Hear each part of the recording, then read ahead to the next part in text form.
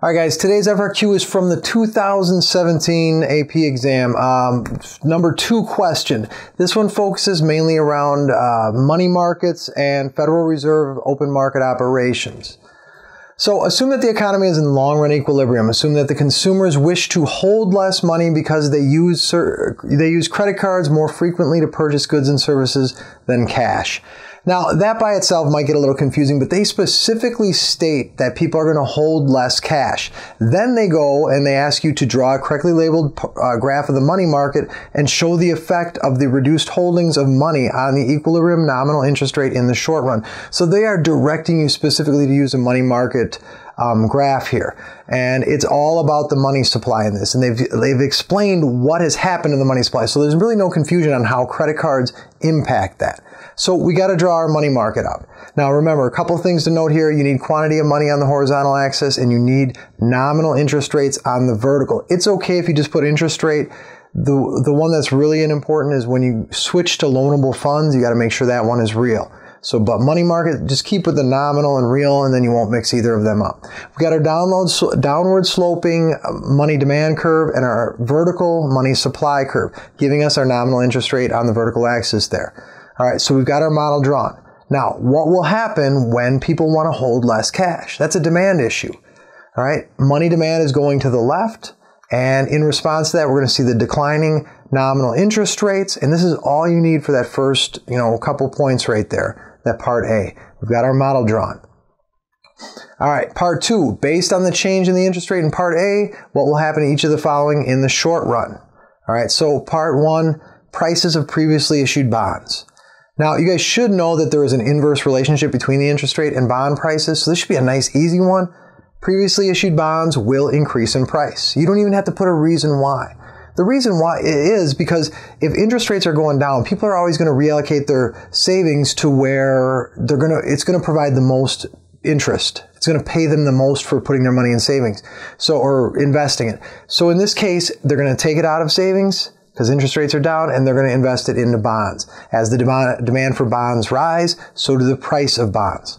So previously issued bonds will increase in price. You don't need to explain that, just giving you a reason. Now, the second part is a little more in depth. The price level and real income, and you have to explain. Now this one, you don't need to draw the model out, but it helps understand.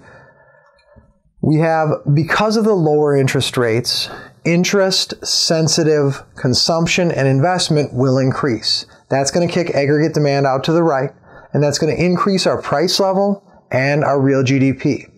Now, the question asks for price level and real income. We know that real GDP is correlated very, very strongly with real income. So when GDP goes up, we make the assumption real income goes up.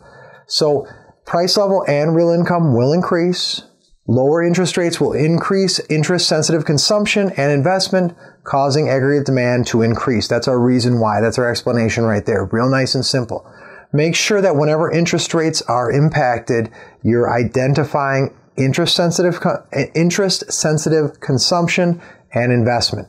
Investment would be okay by itself, but having both is just a little bit better. So, all right, that's it for part B. Part C moves on with a constant money supply based on your answer to part B2. Will the velocity of money increase, decrease, or remain the same, or is the change indeterminate?